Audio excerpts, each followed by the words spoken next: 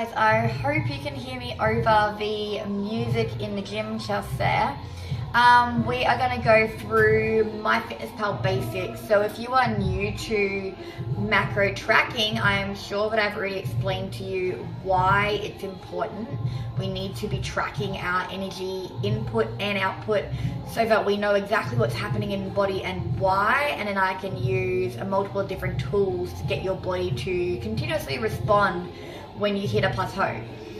So if you haven't used MyFitnessPal before, the first step that we do is obviously downloading MyFitnessPal, creating an account, and then all I want you to do for the first couple of days is to track your food but not change anything. So just get used to using the app. There is a barcode scanner in the top right hand corner that you can use to scan your food. Now if it doesn't have a barcode because it is fresh produce, then just type it searching for your product and then remembering to change your serving sizes. Remember that the serving size that it says you're consuming is always going to be much smaller than you actually do consume, just so it looks better when you're buying the product. Now when I do give you your first set of numbers or of either just calories or calories and protein, or your full breakdown of protein, fats and carbohydrates, we will go through steps to introduce you to the process so it's not too overwhelming by having to track protein, fats and carbs in the beginning. Your calories will show up on the top of the main screen where you actually log your food. In order to look at your protein, fats and carbs, you need to scroll down to the bottom of the page and hit the nutrition button.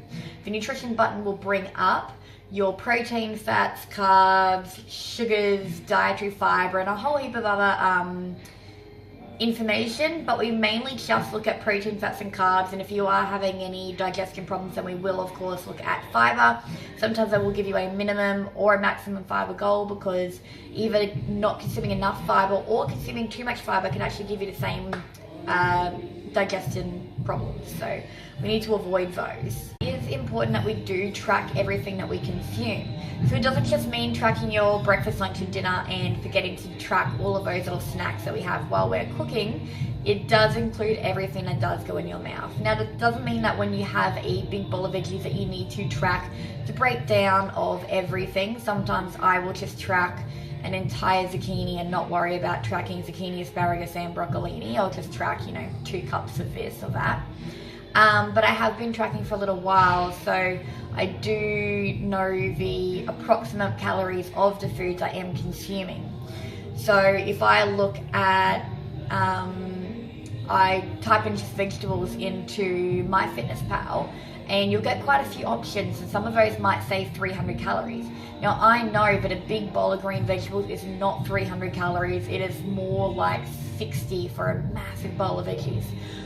So I know which option to pick, but if you are new to macro counting, then it is important that we do begin to track the breakdown of our foods just so that we can learn that nutritional value. Now, tracking in the beginning is really, really important. Without tracking, you do not learn the nutritional value of food. So learning the nutritional value of food is really important so that later on we can intuitively eat. Now, intuitive eating just means that you aren't tracking anything, but you're maintaining your physique because you know exactly what your body's requirements are, and you know what the breakdown of the food on your plate is. You know that you're not consuming 5,000 calories. You kind of know what your body needs and the approximate amount of calories in a plate of food. Now, if you've never tracked before, you won't be able to look at a food and know how many calories, protein, fats and carbs are on that plate. Which is why it is important that we do learn, just so that we know that when we're looking at food, we know what is in our food. And you got to think of all of your food as a sliding scale from nutrient density and calorie density.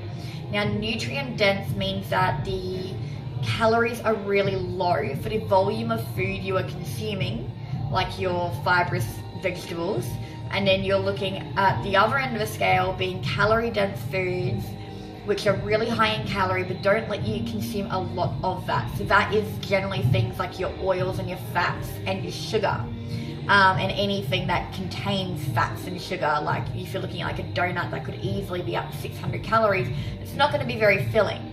On the other hand, you could, for 600 calories, the amount of vegetables you could consume would almost be near impossible for the regular person to consume that many calories in just vegetables per day.